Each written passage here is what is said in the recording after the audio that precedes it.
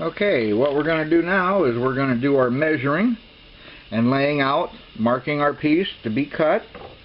That way we'll have all the sections ready to go and just slice through them. We'll be using our PVC cutters. These are very, very efficient. They just slice through most PVC, even Schedule 40, like paper. They're very sharp, and they are ratcheted so that they click down with each pump, and it will slice its way right through this PVC with no problem. Let me demonstrate. Okay, I have a place marked here that I want to cut my PVC, and let me show you just exactly how these work. You have to pull them open. You kind of clamp it onto the PVC bar and close it down until you get down to where you're about ready to cut, and then place it on your mark. And to do that, sometimes you have to wiggle it a little bit, but you get it right there on your mark. Okay, it's very accurate because that blade just cuts a thin piece, and there you have a cut off piece, and you'll notice that the ends are quite smooth, no cleanup. It's ready to glue together. That's what you want.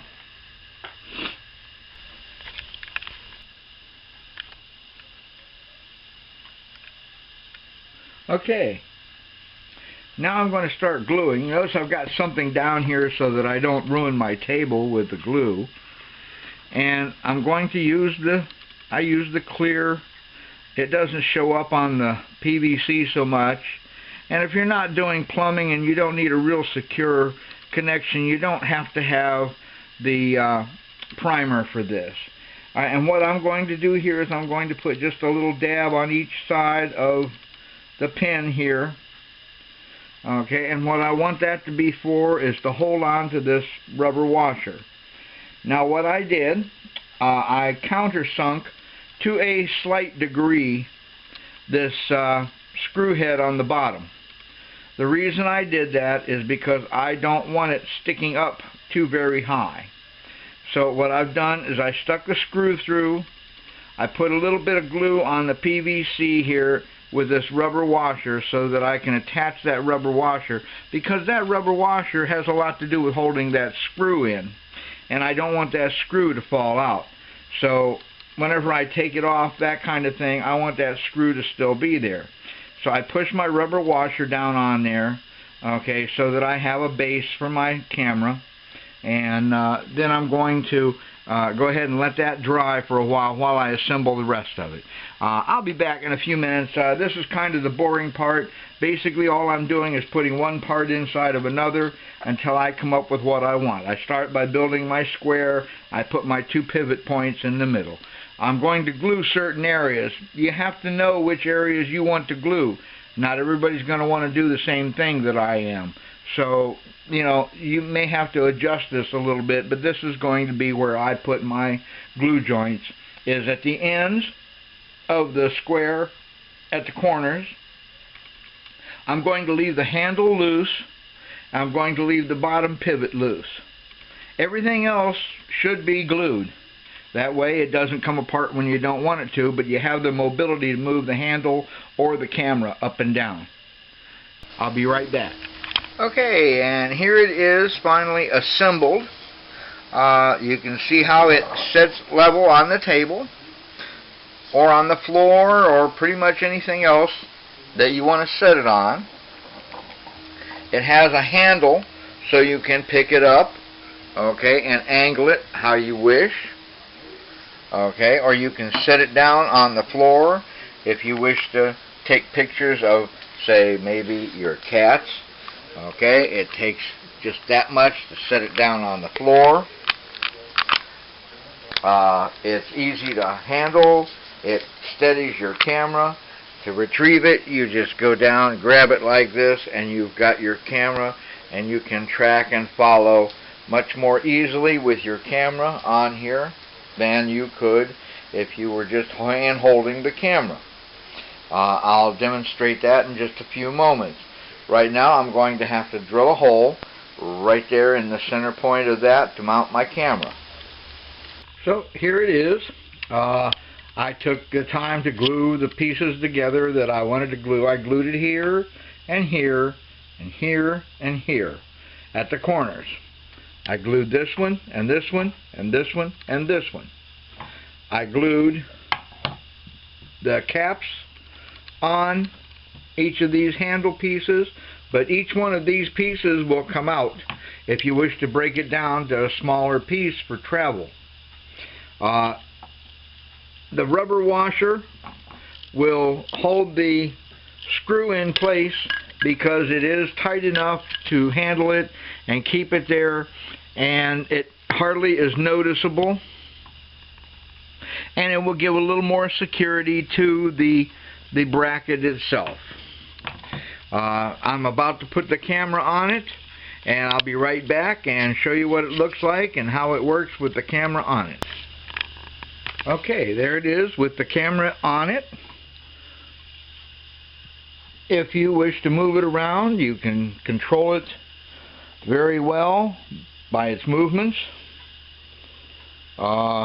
It allows you to hold the camera a little more steady than doing it by handheld means. When you're holding it like this, it's a little more secure in your hand and gives a little bit of stability to it versus holding on to the camera body itself.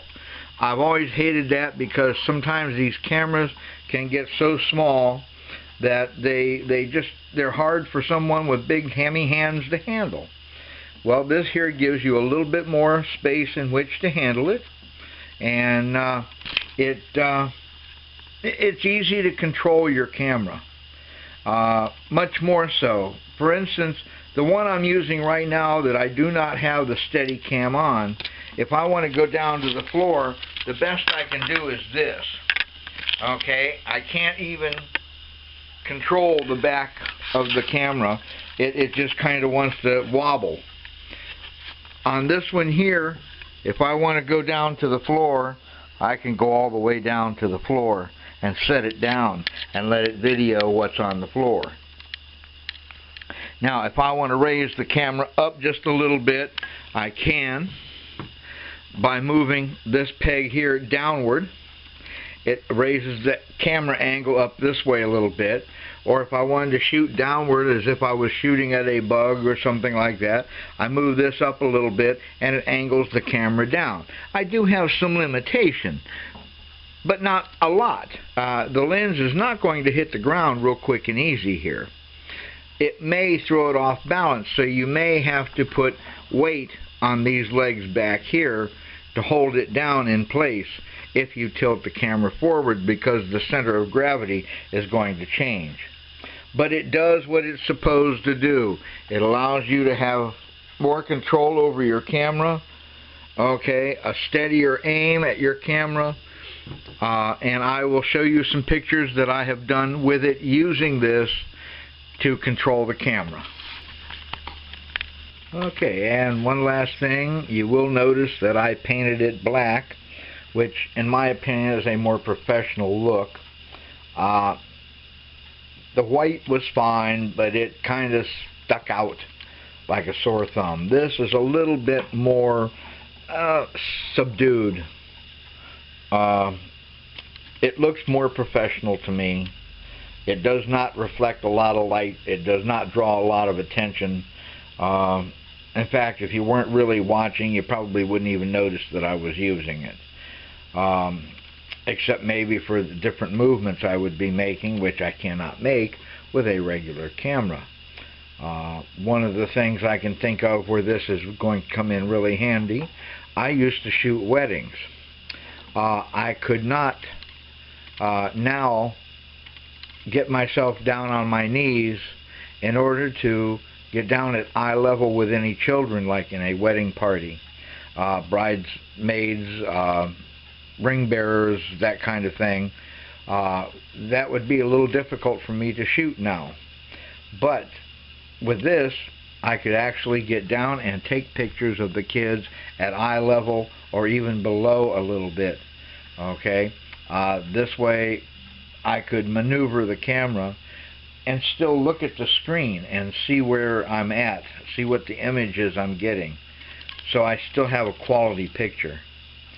And it doesn't take a lot of strength, stamina, anything like that to move this around and hang on to it for a while, and to use it and hold it steady so that it does not seem as if you are jerking the camera all over the place. It isn't much bigger than the camera, but it adds a lot of stability. That's how you make it and put it together.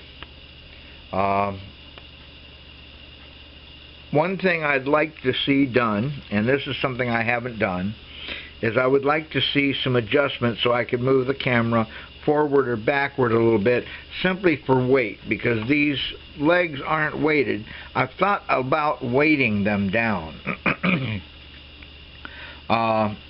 Because if I do tilt the camera up, and let me demonstrate that.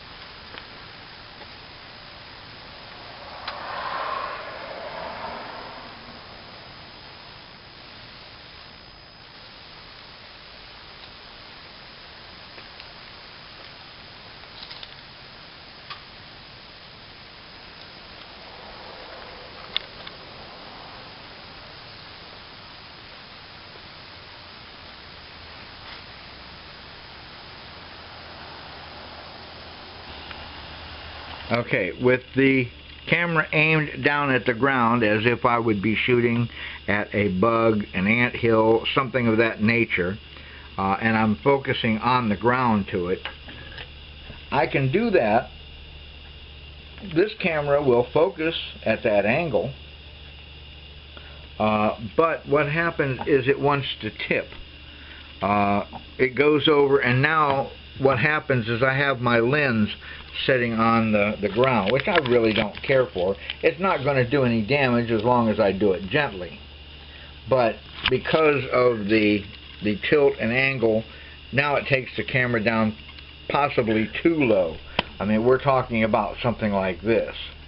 And I don't really want to get that far down. I want to keep it about like maybe here, which that means I would have to weight down the back leg, okay, here or over here, or both, in order to hold it down to the ground.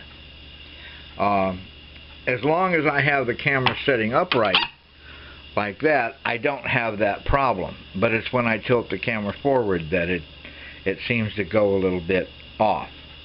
Now you can also take the camera, and I hope you can see me doing this, hold the base down and tilt this piece forward, okay, but what you do is throw the center of gravity off. It isn't important to do that. However, you might, if you're in soft ground or something like that, wish to have the camera aimed up just a little bit more. I actually prefer to have it as close to level as possible. Having it close to level is about the best thing you can do, and I'm demonstrating by the camera that I'm using now. It is setting pretty much level on the table, and it's giving us a good view of the camera, the stabilizer, and I could fix this a little bit by moving the camera back just a hair. If I move the camera back about ½ an inch, it would still be sufficient. It's very comfortable now when you're using the camera to hit the zoom button or the take a picture button or whatever, but moving it back ½ an inch may change the feel a little bit, but I don't think it'd be that difficult to adjust to. Other than that, weighting these and making them heavier would be the other answer, but I think I'd like to have the flexibility to slide the camera back and forth. I don't change lenses on these cameras. These are zoom. They have the zoom built in. If you notice there, that one does. The camera I'm using right now has a zoom built in. The cameras go to about a 350 to 500 magnification. So it's like putting on, 2 or 3 different lenses. I can adjust it to where I want it. But if I were using a camera that had a larger lens on it, a longer lens, I would definitely want the flexibility to have it come back here.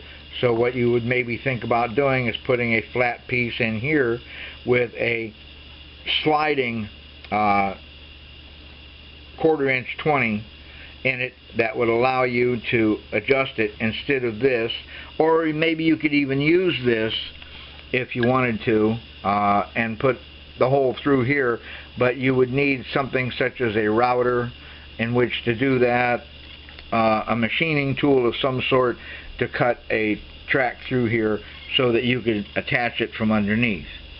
One of the problems with attaching it from underneath is just a hair too far that screw sticks down. It's not really noticeable when it's setting level, and especially on something soft. But on the table, you notice that it will pivot on that screw. That screw is just a little bit higher than the corners. Now, I think I'm going to try to fix that by gluing some pads onto the ends of the corner, which is going to raise it up so I no longer have to deal with that. But that's how we make it, and those are some suggestions for the future. I think also by putting those pads underneath, it will give me a little different balance point, so I will have the camera setting upwards just a little. We'll see. I can always go back and make another one of these. It didn't take very long to make it. It took longer for the paint to dry. And I'm pretty pleased with it. I think it is going to work just dandy for me. Especially when it comes to doing videos of my cats or something of that nature low to the ground, and I want to be able to get down and get them. I think it's going to add a lot of convenience and a lot of stability to my shooting. Thanks for watching. I hope you have luck building your own. You have to measure it to start with your camera. What you do is measure how big your camera is, and you can design your own. You can work in inches if you choose, or millimeters if you wish. However, what I did here is I measured from the end of my camera to the end of my camera and saw that I required not quite 4 inches, almost 4 inches.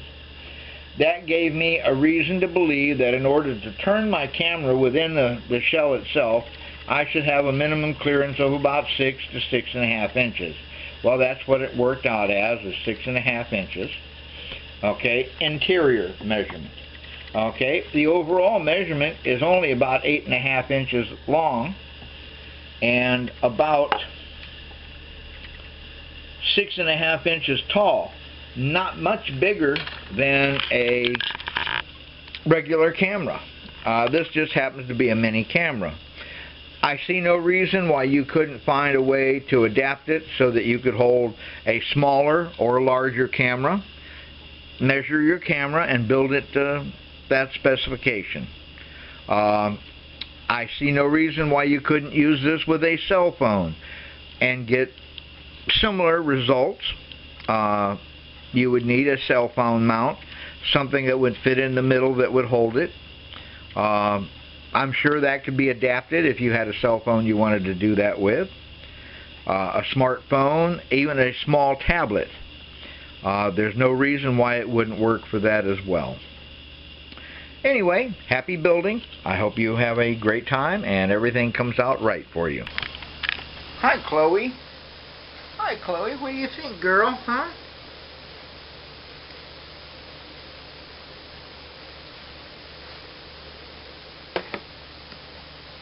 What What do you think, huh? Well, I'm getting right down there in your face, ain't I? And you're sitting on the floor. Look how easy that is. Look how handy. Oh, gee golly, isn't that great? I can set that up there and get pictures of you all day long. Okay, and if you're in a dark area, I can hit you with the lights. Look at that, boy, huh? Is that good or what? Yeah, is that good or what? And then when I get it up where I can use it more, I can pan more efficiently, steadier. This is almost like having it on a tripod. It's real easy for me to go from one position to another and to operate the camera. Like, for instance, right now I'm going to shut it down, and just in the last hour or so after I built my Handycam, Steadicam, whatever you want to call it, I decided to add some lighting to it.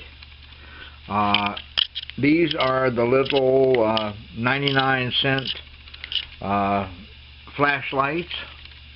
Okay, and as you can see, they do light up those dark areas.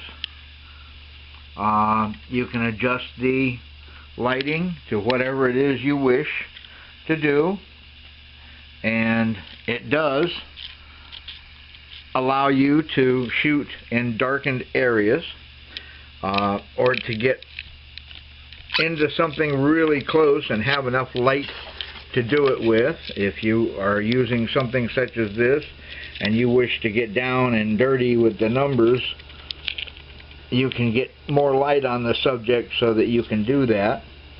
Of course, sometimes too much light is too much, so you have to learn to adjust. But they're easy to turn on. All you have to do is reach up and hit the buttons. Okay, and you can do that with your hands on the frame. It does light up the area considerably, up to about 6 feet or so away, about the same distance any flashlight would light. I have 2 of them to give me a little extra, and I have them set at about 90 degrees, but they're easily adjustable because they're on just by rubber band tension. So I can set them up so that they're aimed closer to the ground if I need to. And I did this as well. I added these little feet to the square, and that allows me to set it down and have it lean backwards just a little bit, which adds a little bit more stability. And I set this post here at about 90 degrees, which puts my camera, this post here at about 90 degrees. You can see it's up off the ground just a little bit, but notice how it kind of has a tendency to fall backward because it's a little bit more balanced towards the rear. And it holds my camera at almost a perfect 90-degree angle, which is something even better. I can adjust it downward if I wish, but I added those little things to it just since I finished the video, and I thought I'd add those before I published. So I hope that helps you a little bit. I think that this looks pretty good, and those lights do not interfere with your handhold of the unit. See if your pictures don't come out looking more professional and more steady when you get done with them. Try it even with a cell phone. I'll bet you that it helps. And the lights are definitely a benefit.